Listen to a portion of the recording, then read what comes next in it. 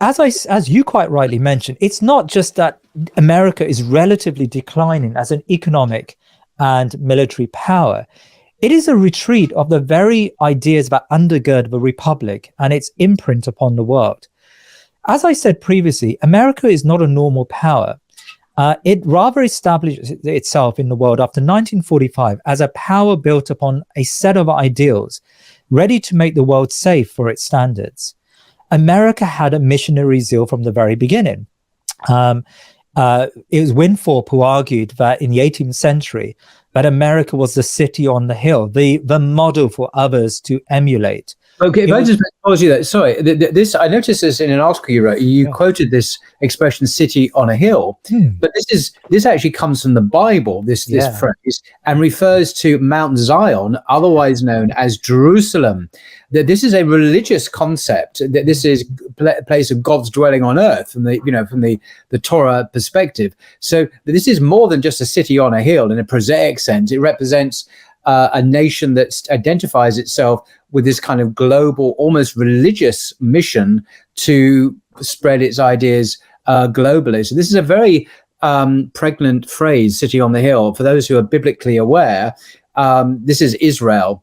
And Israel is the people of God. And American exceptionalism, America sees itself historically as the people of God.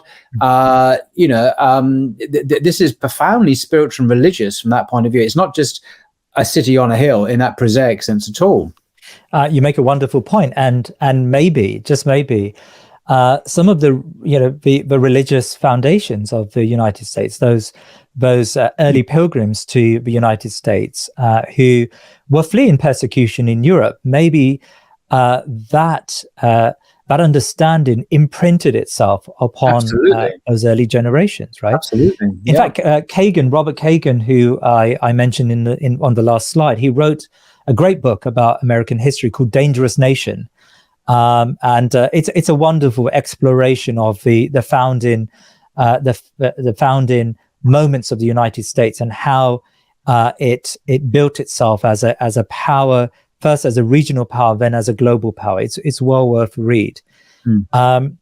So the United States established itself as this model for the world, but for a very long period of time, the United States saw itself as an isolationist power. It resolved from the world, or at least from the European powers, because it saw many of these European powers to be bloodthirsty, to be constantly engaged in war. And so what it wanted to achieve was a model for others to emulate. The United States Constitution is very much a liberal constitution. It's one of the first, together with the French Constitution, it's one of the first liberal constitutions in the world.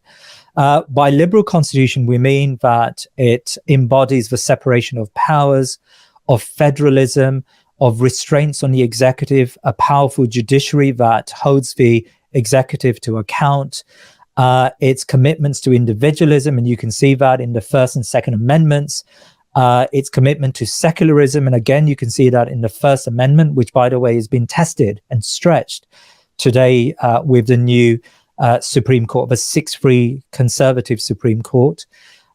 It had a commitment to civil liberties and religious freedom. And these are very much liberal ideational values. So liberalism underpinned this new government.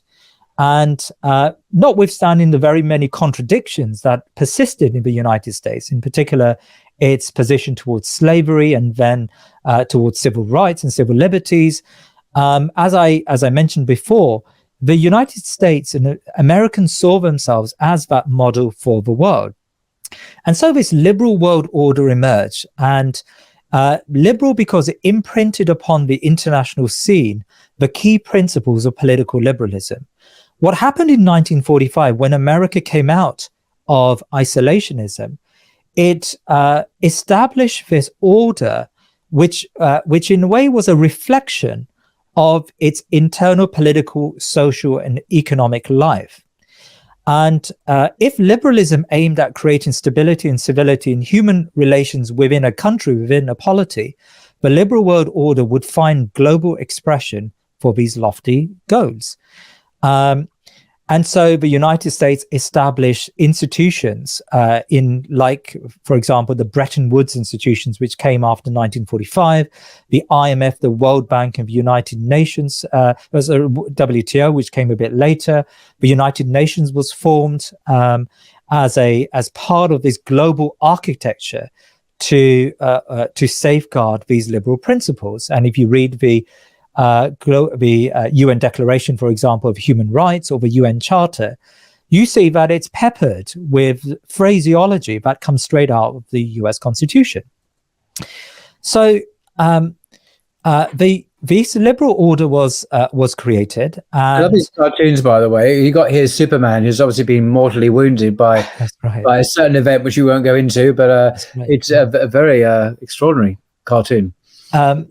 And actually, yeah, it's a really interesting cartoon. And in a way, if Superman and Captain America embodied this superpower, this ascendant superpower, right? These cartoons, in a way, show that the United States, in many ways, is challenged today around the world, and it couldn't have imagined the places from which it now faces these challenges.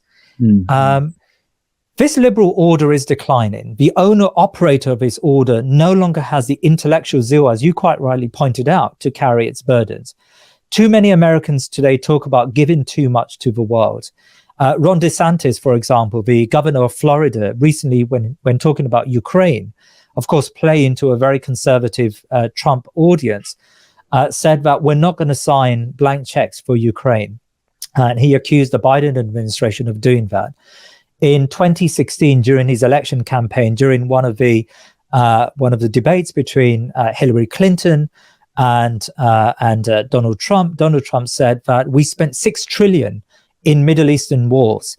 What have we got to show for it? We could have rebuilt our country 4 times over with that type of money. And again, he was right.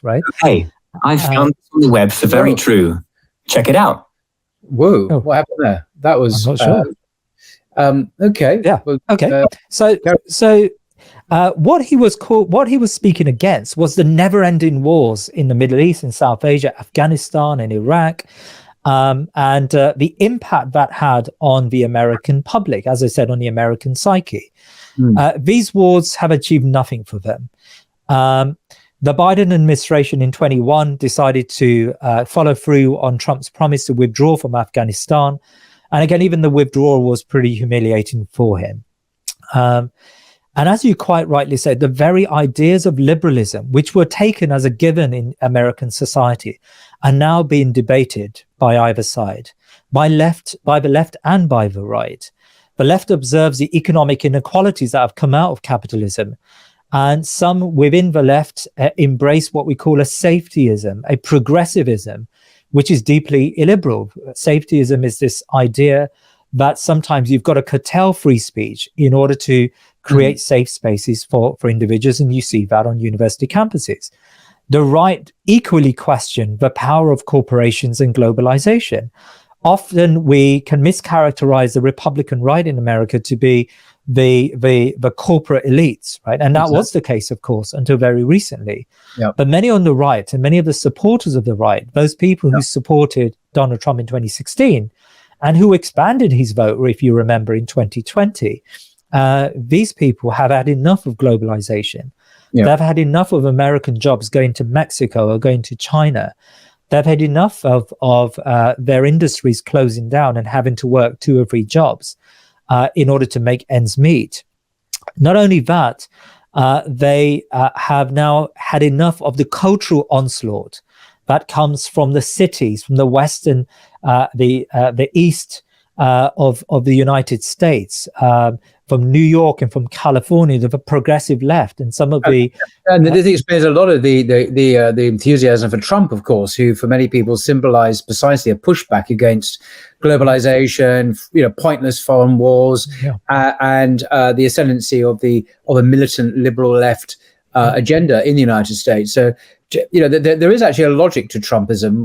I know a lot of people just hate him and think he's just evil, but there are glacial movements here at work and explain his rise and fall as well. Absolutely. It's what we call post-liberalism. Mm. There is now this movement wants to move away from liberalism in the United States and wants to go back to a period probably of cultural uniformity, a period where the United States was not so outward looking, and the United States did not champion the cause of globalization around the world at the expense of its own workers and nationalism. Even Joe Biden has to play to that audience. America talked about Trump rather talked about America first. Yeah. Biden talks about buy American. It's a very similar concept. It's the idea that when you have two choices, a product from China or South Korea or Japan, and a product made by an American, then you choose America, you favor American. Now, of course, globalization was not meant to be like that. Globalization was meant to follow that basic capitalist ethos that was developed by Ricardo. The idea of comparative advantage. Countries make what they're good at. They make products and services that they're good at making, and they trade freely with other countries. And by doing so, you establish a world of equity between states. Well, we're seeing the rise of nationalism, not just across Europe, but in particular in the United States. So, as you quite rightly said, liberalism is heavily questioned at home. And so, as you made, the logic was extremely important. How do you pursue a liberal foreign policy when at home the very basic ideas that undergird liberalism are being questioned?